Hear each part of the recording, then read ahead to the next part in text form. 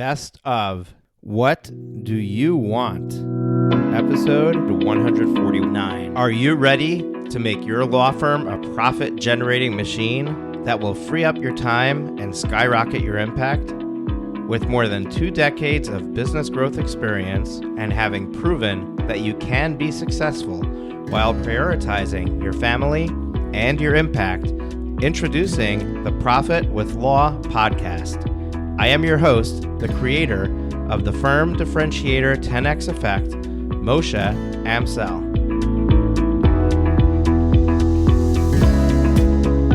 Well, hello and welcome to another episode of Profit with Law. I am your host, Moshe Amsel, and welcome back. I have been MIA since December 18th, and it was not planned for me to take that long of a break, but after the Law Firm Growth Summit was over, I was just spent, and I took the time to enjoy the holiday season with my family, with my friends, and I just kind of took it easy and made it stress-free or low stress to just let the podcast sit. I figured my listeners are also busy with their families. Everybody will be okay and things will be fine. So if you missed me, I apologize. It's really it wasn't intentional, but I think that the next time it will be intentional. I think it was really nice to have that little break. So as long as I pre-plan it, I can warn you about it, and then you're not waking up wondering what happened to the show. Where is your new episode? Now, my audio might be a little off today because I'm using the same microphone, but my microphone stand literally just broke right before I started recording. So I'm holding the microphone in my hand, which is not ideal at all, especially if I end up going for a long time on this episode. So if the audio is in and out, you know why, and I apologize for that. Hopefully, the next time I hit the record button, I'll have a new microphone stand holding this thing in place. So, Happy New Year. Welcome to 2020. I heard, 2020, the year of vision, 2020 vision. I really like that one. But there really is nothing special about the beginning of the year other than what we make of it. And New Year's resolutions, we all know, can be a great thing, but at the same time, usually is not something that is stuck to. So I'm not going to harp on that. There's plenty of people who are out there tooting that horn, and I just want to keep it business as usual. I just want to keep moving forward, but there are some really exciting things happening that I want to share with you before I jump into this episode itself. And that is, first of all, we successfully completed the Law Firm Growth Summit. It was an absolute smashing success. 5 days, 31 speaker sessions, just a ton of really, really good value. And we had a super engaged audience. Over 2,400 people registered for the event. And I'm just blown away by the amount of transformations, messages I've been getting from people. The Facebook group, which has been lit up. And by the way, you can still join that. I am keeping the Facebook group open. The Law Firm Growth Summit is going to be a brand that will be sticking around.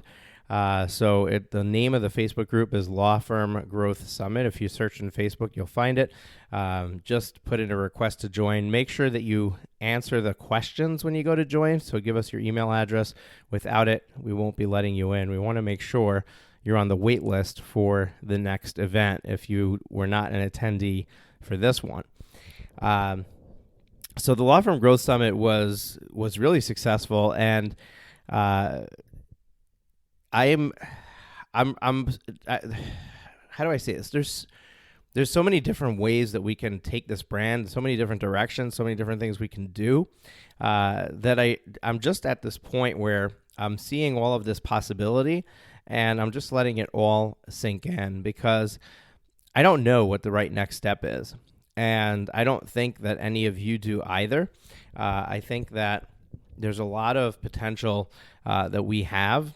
One of the things I'm thinking about doing is having one annual event for the year, and then doing single day mini summits. So have a 1-day summit where we'll just go deep into one topic, and make that very affordable for people. The summit itself was free. If we do these 1-day events, I probably would charge on the front end to cover the cost of it, instead of the free and then all access pass sale model that we're doing for the main event. But I am committed to trying to keep the main event free to attend. I think that was very important to allow people to get a taste and to see what it's all about. And I'd like to keep it that way. So we're going to be actively working to find sponsors for the next one so that we can cover the cost. This time, we covered a lot of the cost here in-house. In other words, we lost some money on it, and that's okay. It's the first time we ran it. We had a certain amount that we were willing to expose ourselves to, and we did that. And it was a success, so I don't see that as a failure, as a problem. But what I do want to do is make sure that moving forward, this is not a loss leader. It's not something that's costing us money to put on every time, and that we find a way to cover those costs. So that's my homework for the event, and stay tuned as I have more information. We're also playing with the dates, so we ran it this time in December. I think that was a byproduct of just the timing from when I started to determine that I wanted to do this to when we finally got the ball rolling and got the speakers lined up, and then I wanted to have it done before the end of the year. So that was my own doing. But we're going to start thinking about what is the optimal time during the year to do this for you. And we're going to be sending a survey out to our attendees as well, and we're going to ask these kinds of questions to get feedback from them. So hopefully you were an attendee, a registrant for the event. You'll get that survey. Take the time to respond to it, because you could be forming the next event with your responses. So I wanted to go today and talk about what does growth mean to you? I asked this question in the Facebook group, and I don't have this is one of those episodes where I'm just going to take it to where it goes. I don't have a specific place that I want to go with this, and I want to start talking about this idea of growth and what it means to you. But before I do that, I just realized there's one more thing I wanted to share, and that is what is happening with this podcast coming into 2020. So we'll get back to the growth question in a moment. There's some exciting things that I'm trying to do. So I really enjoyed the live Q&A sessions that we did during the Law Firm Growth Summit. And what I would like to do is I would like to have an episode that is specifically to get questions answered.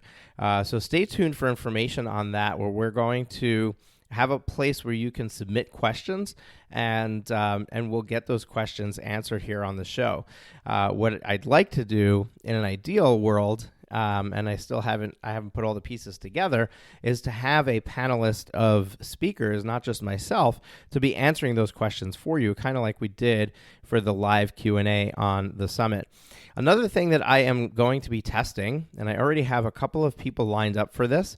If you're interested, by the way, just shoot me an email and let me know, and we'll see if it makes sense. But I am going to try to do some live coaching here on the podcast. So take somebody who has a very specific issue that they're working through, and just do a free coaching session with them, and then broadcast that session here on the podcast for your own not so much enjoyment, but for your own benefit. So you can hear the process we go through. You can get ideas from the things that you hear, and hopefully that can help you move forward in your journey. So I'm really looking to add variety to the show, besides for interviews and solo episodes, to bring another format to the show, maybe with some coaching sessions, some Q&A sessions, and see what we can do with that. So I'd love your feedback to know which sessions you're enjoying, which ones which episodes you're liking and benefiting from, so I can bring more of those to you. So let's go to this question of growth. I asked this question in the Facebook group: what does growth mean to you? And I'm going to share some of the responses that we received, and then I'm going to share with you my own thoughts on it. So one person said, to me, growth is growing your book of business and revenue. Another person said more money, more freedom, and more serving my community. Another one said continuous micro improvements over a long duration of time. Another one said revenue, outsourcing, and alignment. Another one for more money, more clients, more freedom. Somebody enlarging the footprint of my office as well as its place in the market. Another one said increasing the profitability of my firm as well as the revenue.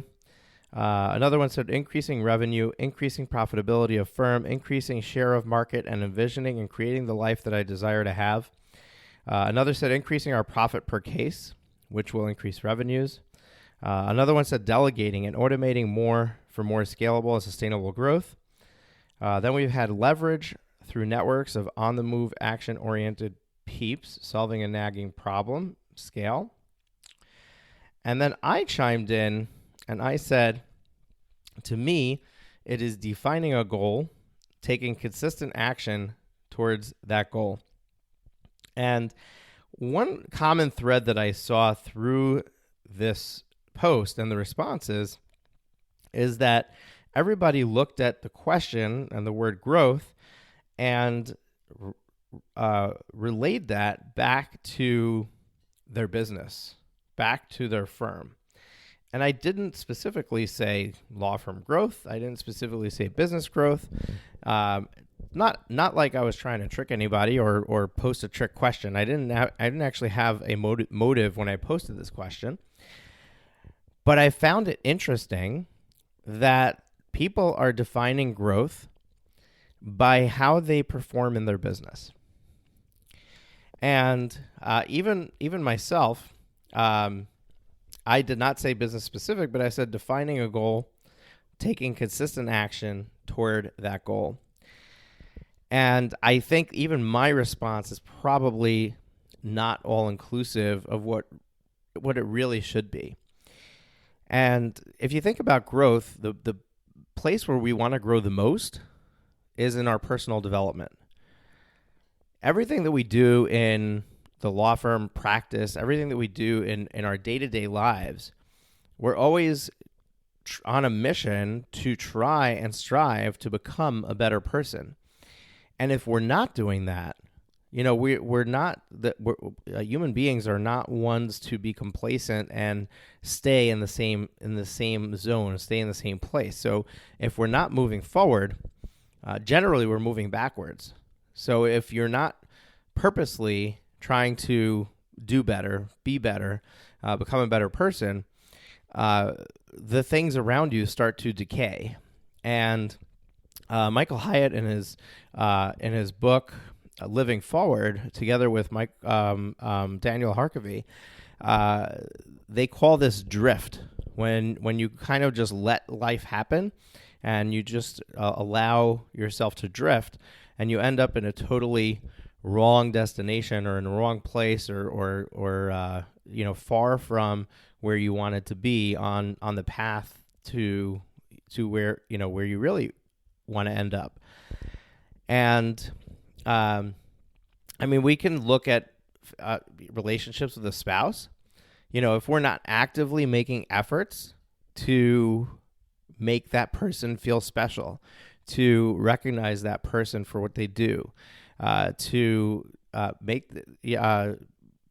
just chip in and not allow them to carry the full weight and burden of responsibilities in the household. If you're not doing those things and you continue to not do those things over a period of time, that is going to eat away and decay at your relationship.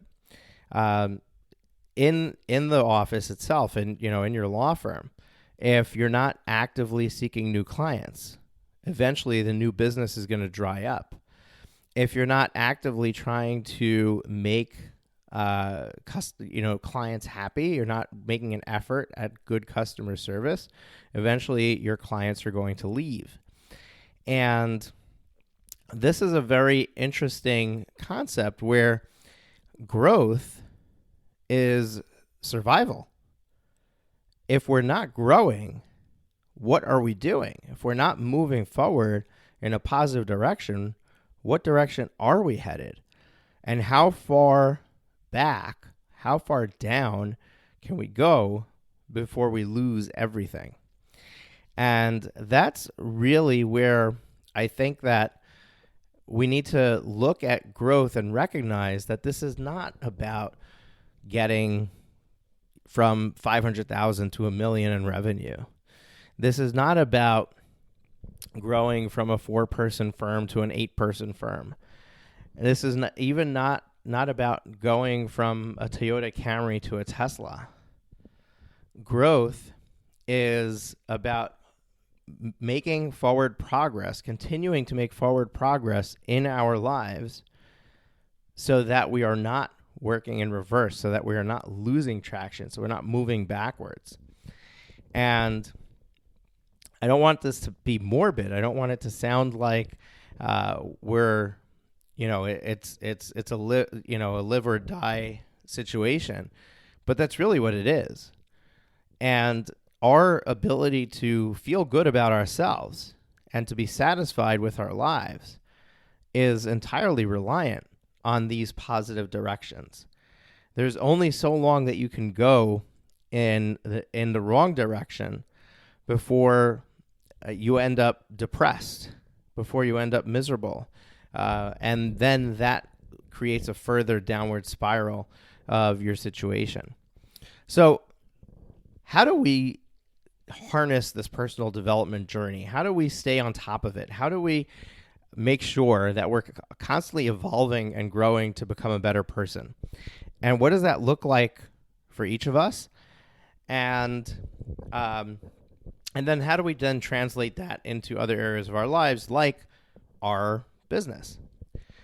So I just did a training today on the 5 steps to law firm success in 2020.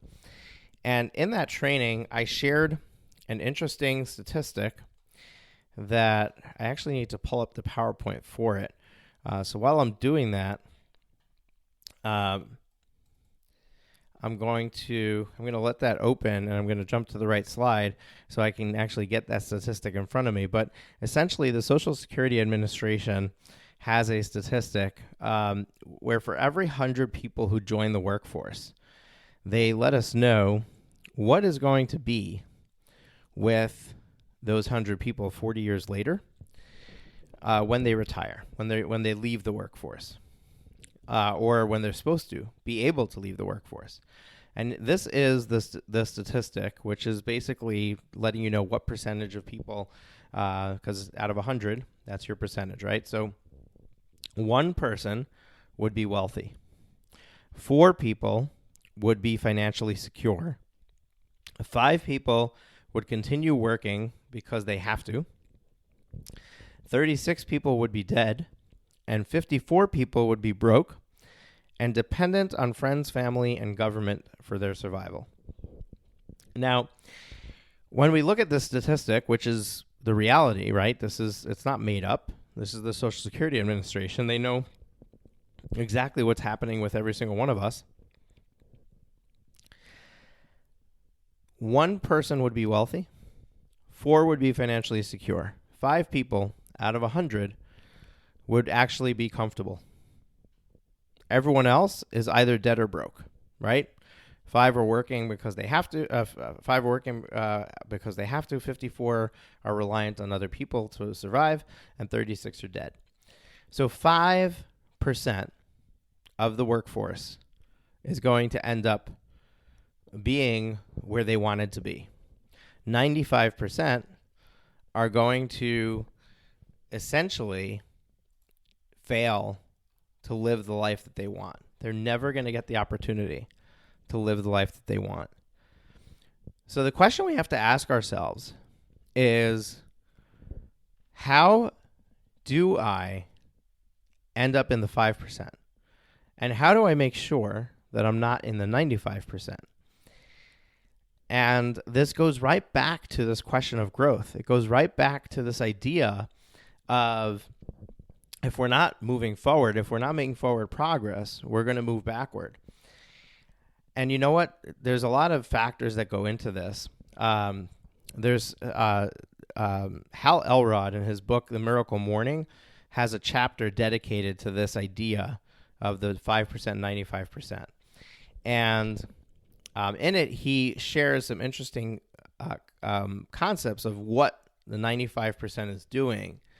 That if we look at this and we say, okay, this is what they're doing, if I just do differently, if I do the opposite of that, then I can be in the 5%.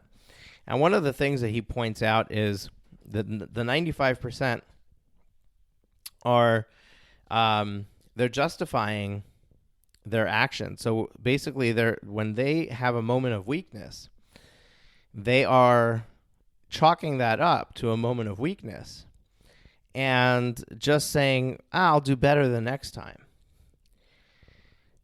And we all do this, if you think about it, when you set a goal or you take on a New Year's resolution, you decide that you're going to do something differently. And you might do it well for 3 days, 4 days, 5 days. And then you have a misstep. And you say, oh, it's okay. I was really good for 5 days. This was an exception. I'll do better tomorrow. And when we do that, we're basically giving ourselves permission to be slackers. We're giving ourselves permission to be lazy. We're giving ourselves permission to back off from what we really want. And that's like the first crack in the foundation of growth.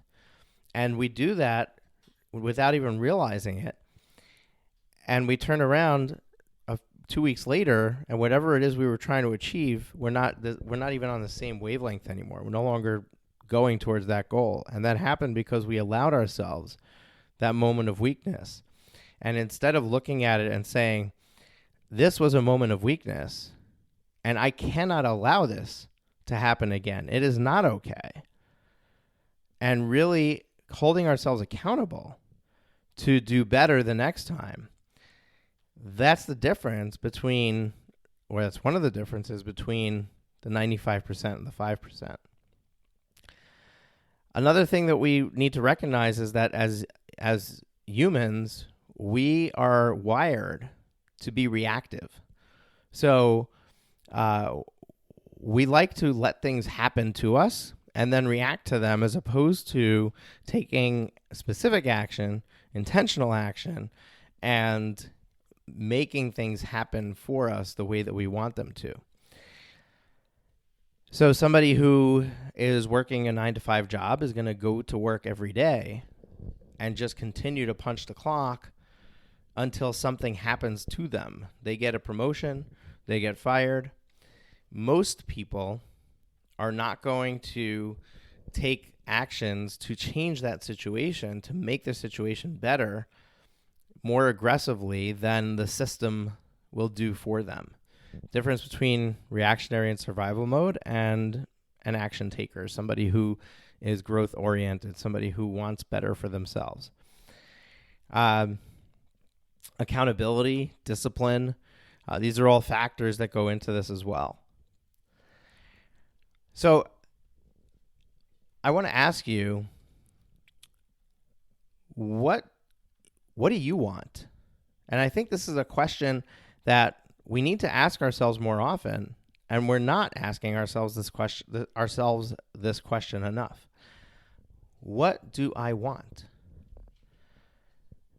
And if you think about that, you might find that many of us don't know the answer to that question. We don't even know what we want. And if you don't know what you want, how is it possible that you're going to end up in the 5%? How is it possible that if you don't even know what you want, that you're going to get there? If you get in the car and you start driving without any idea of where you want to go, that could be fun to do every once in a while, by the way. You're going to end up somewhere else with no reason to be there. And that's what we're doing in our lives, is we're getting in a car, we're driving with no destination in mind. If you have a destination, have you made it clear that that's your destination? Are you on the shortest path to get there? Did you navigate your route? Or did you get in the car and say, I'm in New York right now, I want to end up in Toronto, and I'm just going to drive and hope that I get there. And then if you end up driving south, it's going to be a really long trip, since Toronto is north. So, where am I going with this? I don't really know. But I'm pointing out that if you don't know what you want, if you're not clear on what your objective is, it is nearly impossible to hit that objective. And that's why I think that the absolute definition of growth is to actually have a goal, to have a destination, to have a place that you're aiming for, because without that, it is almost impossible to grow. It is almost certain that we're going to simply be treading water and staying in the same place until we get tired and drown. But if we want to keep propelling ourselves forward towards what we want, we first need to define what we want. So that's what I think is the takeaway from this episode, from this rant, because basically I said I know that I want to go in this general direction, but I don't know where I want it to take me. So I just turned the mic on and started talking. But I think that if you can answer the question, what do I want? That is going to be the starting point of clarity for you. That's going to be the starting point of figuring out what it is that you need to do today, tomorrow, the next day, over the course of the next year, 2 years, 5 years, to get to your destination, to get to where you want. And what's going to happen is that when you identify what you want, it's going to scare you, potentially, but it's also going to enlighten you and open doors for you. Now, the reason why I say it could potentially scare you is because what you really want might not be in harmony with what you're doing today. So, for example, you might have become a lawyer because your parents wanted you to. Or you might have gotten married because society told you to do that. Or you might have decided to live where you live because that was convenient at the time. Your current circumstances are probably in some way, shape, or form dictated by the reactionary and survival mode version of you, and not by the version of you that really thought about what is it that I want. And I'm sure that you've asked yourself this question in the past, and I'm sure that at some point you had an answer. And guess what? Even that can change. What we wanted when we were 15 is different than what we want when we're 35. What we want when we're 35 is different than what we want when we're 55. I'm not 55 yet. I don't know, but I imagine that desire changes, that vision, the outlook changes. What is important to us changes. And I think that that's also important to recognize, is what I want today is a different question than what I wanted yesterday or 5 years ago. So I need to ask myself that question again. And I need to see, am I living in alignment? That's another word that's thrown around a lot, but it's appropriate here. Am I living in alignment with my future self? In other words, are my basic structures in my life in alignment with where I want to be? And if not, then it's time to do some serious soul searching to determine whether it's time to say goodbye to certain things, whether it's time to close the book on something and open the book on something else. Those are bigger decisions that you need to make in response to this question. But the first thing is to reflect on, what is it that I want? And then once I know what it is that I want, now I can look and say, okay, how am I going to get there? What's my 1-year plan? What's my 5-year plan? What's my 10-year plan to get what I want? And hopefully what you want is not something that is a precise destination, because then when you get there, now what? Are you done? You done with your journey of life? Is it time to cash the chips in? Chances are what you want is going to be something that is ever evolving, something that is going to continue to make you grow, continue to make you a better person. I can't tell you what it is. Only you can tell you what it is. But it's a pretty powerful question, pretty powerful thing to ponder. I know that for me, I want to make the world a better place. I want to be the best parent that I can. I want to raise children who are going to raise the next generation, who are going to raise the next generation in a way that every single generation is furthering the well-being of the human race and the planet, and our whatever our world is, solar system, galaxy, whatever. My mission statement here is to empower all people with wealth creation so that this and future generations can lead a better life. And even that, when I think about what I want, even that is just a small piece of what I really want. Now, does this bigger desire of wanting to be a driving force in the world and to be a force for positive change, does that mean that I don't have other desires? Like, I don't know, driving a fancy car? No, it doesn't. But I want to highlight that there's a difference between a desire for something that is transient, temporary, doesn't really do anything for you, versus situational. So, and this is a hard differentiation to make, because not everybody's going to want something like what I want. As a matter of fact, many people don't want those things. A lot of people want to live in a very peaceful existence, so maybe what you want is just to be stress-free as much as possible, or stress-free, 80-90% of the time.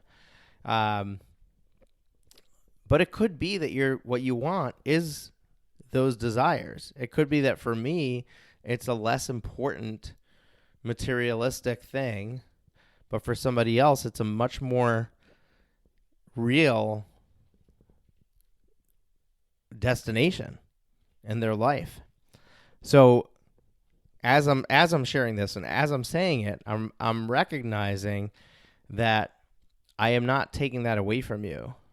I'm not belittling what you want.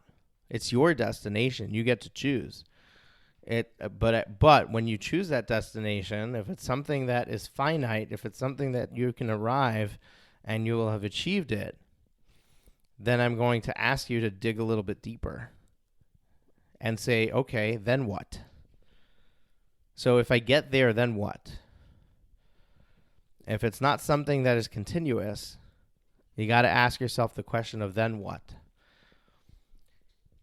And once you figure out what it is that you want, then we can go into an exercise of goal setting, an exercise of defining, of an exercise of putting actual tangible results to desire, results to actions that will produce the end result that we want.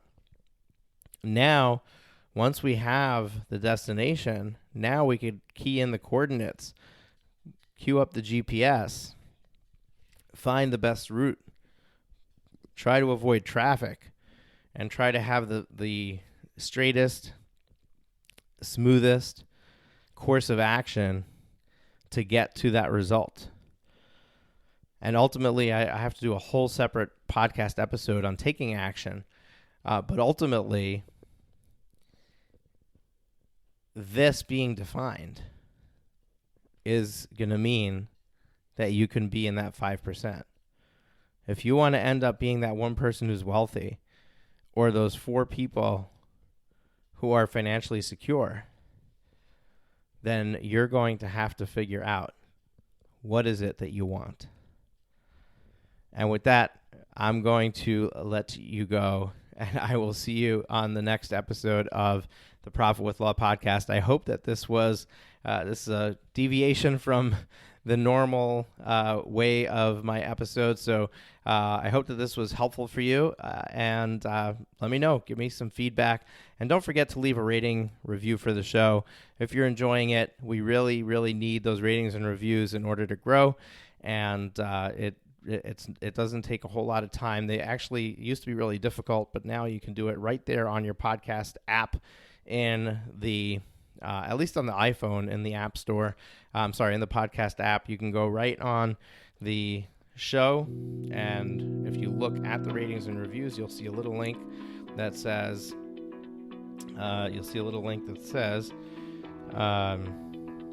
write a review. So it's underneath where you can see the reviews. There's a little thing that says write a review with a little square with a pen in it. Click on that and just leave us a rating and a review. Greatly appreciate it if you could take your time to do that. And thank you so much for listening. I will I'll talk to you again soon. That's it for this week's episode of Profit with Law. If you have enjoyed the show, please consider sharing it with at least one person. Imagine how many lives we can change if we each shared this episode. Another way to share the episode is on social media. We appreciate your support and look forward to you joining us again next week.